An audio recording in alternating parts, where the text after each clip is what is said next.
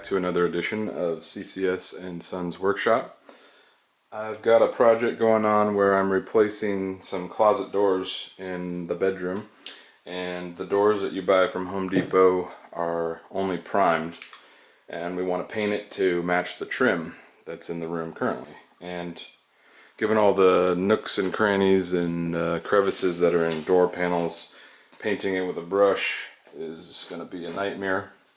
So I picked up a Graco 360 VSP sprayer, and it's probably a little bit overkill for a one-time use project, but I have plans in the future for this channel and some woodworking projects that I can make use of the sprayer on. So I went ahead and bit the bullet and pulled the trigger for this nice sprayer. This is by no means a top-of-the-line sprayer, but it's definitely not a Harbor Freight entry-level piece of junk either. So it's a mid-range sprayer, and it should do the job. I read lots of reviews before I bought it, and it seems like it'll definitely fit the bill. It does more than just paint too, which some of these sprayers do not. We also can do oil-based paints, but we can do varnishes and urethanes, which will come in handy for woodworking projects. So what we're going to do is a unboxing, show the components, how it's assembled. We'll do a live demo as I paint these doors, and then my closing thoughts on how it performed after all is said and done. So let's get into this.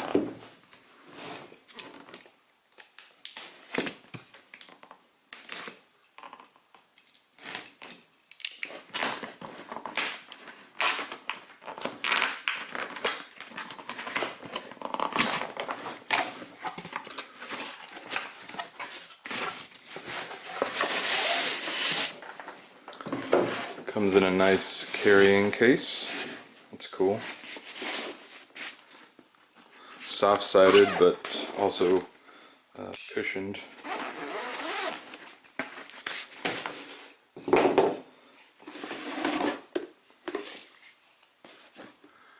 And here we have the sprayer. Doesn't look like there's a whole lot of assembly, which is nice.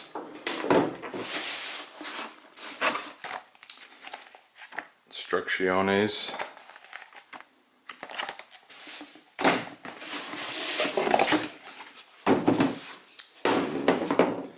Paint containers. Comes with some paint strainers, paper little ones, probably to make sure you don't get chunks sucked up into the sprayer.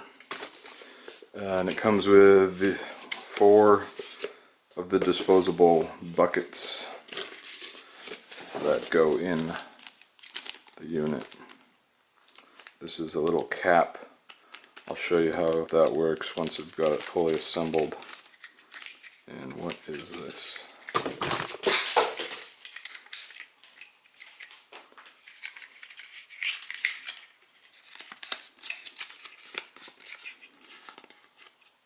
Oh, this is the stand. That makes it so when you have a bucket on here full of paint, that the whole thing can sit even. Like that. So when you have a whole thing of paint, you can stand it up with that little foot. And that way it's all balanced and even. It won't tip over. Comes with this little startup card. Step 1, fill the bag, tighten the cap. That's where you squeeze the air out, and you put that little nozzle on top to let the air escape. You close the nozzle top, and then you prime it using this.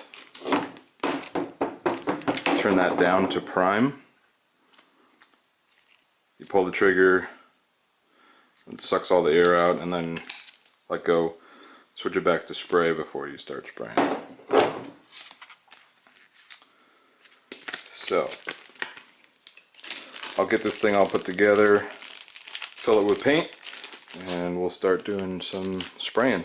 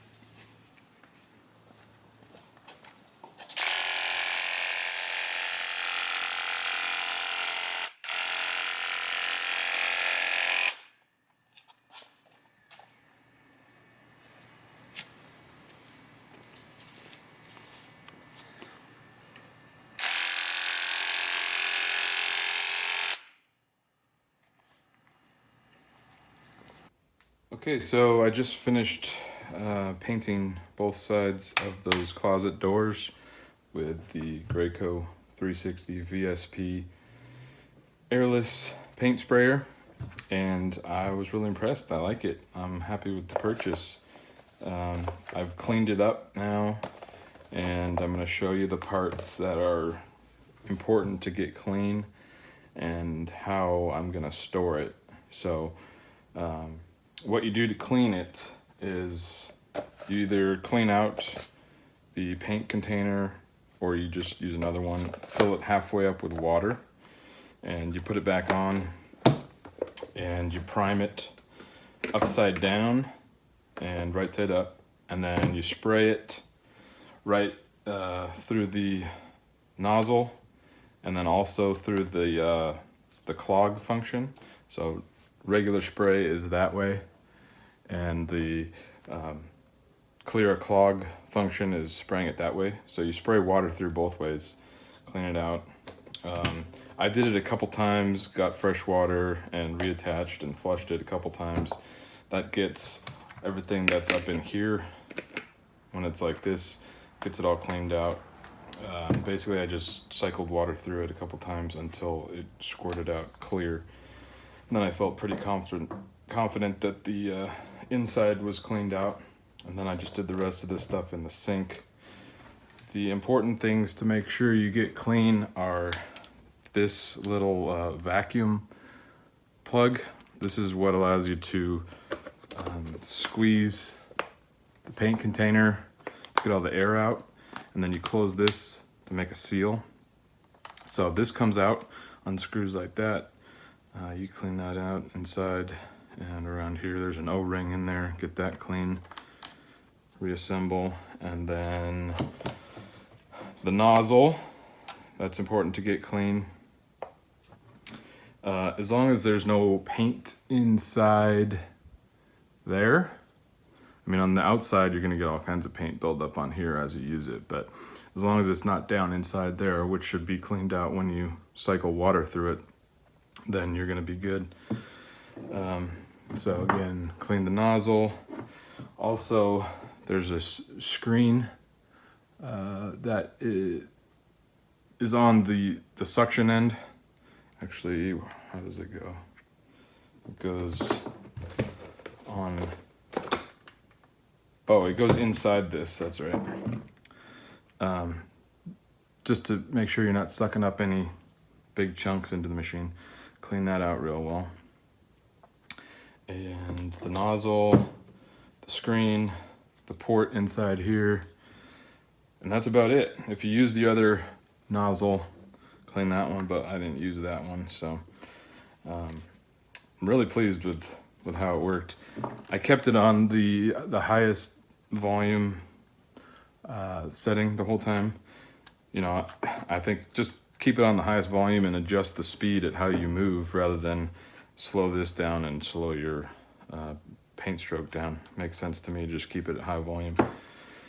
And yeah, I loved it, man. It saved me a lot of time on the doors, and the setup and the cleanup probably took me longer than the paint application on the door, but that's sort of the way it is with painting in general. I got this stuff that they recommend for the storage of the paint sprayer. Probably helps just to keep seals in there wet and, you know, antifreeze, but we're not gonna freeze here.